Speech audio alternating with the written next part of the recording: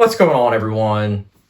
So welcome to my latest video, focusing on physical media. This time around, you clicked on the video, so you know I am focusing on the Criterion Collection haul that I recently partook in, which was on October 22nd. There was a 50% sale. That's right, 50% sale on the Criterion Collection website, which I decided to partake in this year, mostly because I know what some of you are thinking. Wait, November, there's the 50% sale at Barnes & Nobles, and I know you usually partake in that. That's true. But this year I decided to partake in the flash sale on Criterion because I had a $50 certificate. So I said to myself, look, you can buy 4 movies on the Criterion website and 2 of them will be free essentially. So I did that. I bought 4 movies and the whole sale, it ended up being only $55.86 counting tax. So for 4 Criterion movies, that's a steal. So I wanted to discuss these movies with you guys, as well as, of course, inquire which movies you guys decided to get during this flash sale, or which ones you guys are going to be getting in November. So strap in, guys, and I look forward to talking about these movies with you guys. So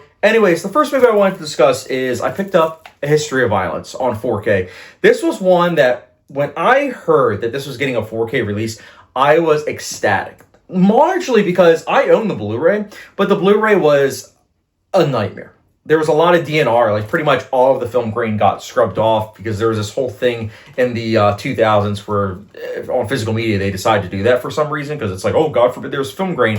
So the History of Violence, I've never actually seen the way that it was supposed to look. It was always one of those instances when I would watch it on Blu-ray, I would say, this looks good, but I know it can look a lot better the way that was intended by David Cronenberg. So thankfully this cut was supervised by David Cronenberg. It's a 4K restoration, and it's also the international cut. So technically, I've seen the deleted scenes on the Blu-ray because they showcase the 2 cuts that were made to lower the violence on the American edition. So I've seen those instances, but I haven't seen it play out in the feature-length film. So I'm excited to check out the international cut.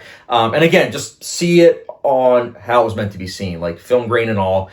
So again, it's my favorite Cronenberg film, even though these days this, Eastern Promises, and Videodrome, they all battle it out. But I love History of Violence. I've heard some people say they're not a big fan of the cover, but without spoiling the film, I do think that if you've seen the film, it's actually a very symbolic cover that I actually dig. So that's me. I know I'm in the minority. But anyways, History of Violence, excited to check this out.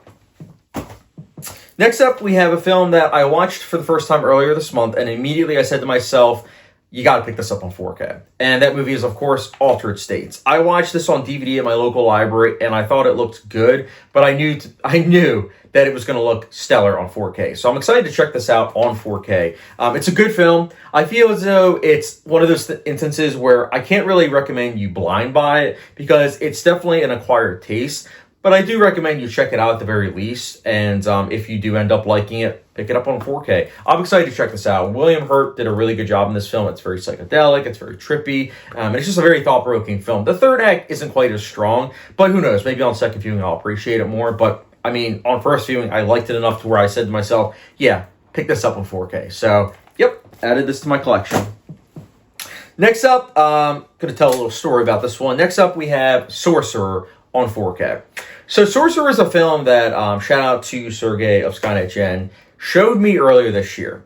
February. Or no, I think it was actually, yeah, it might have been February. I'll have to check on Letterboxd. But anyways, he showed it to me earlier this year.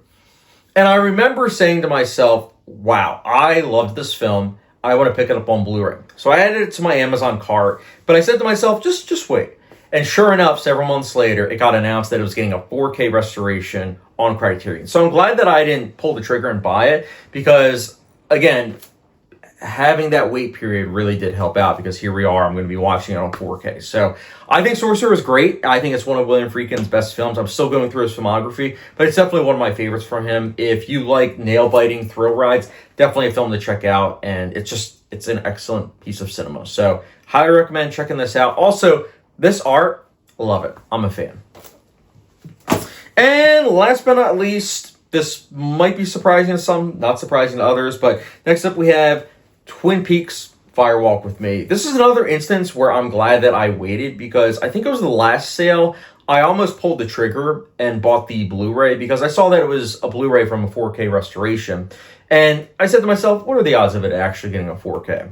But thankfully, again, I waited, and here we are. It got announced that it was on 4K, and I decided to pick this up.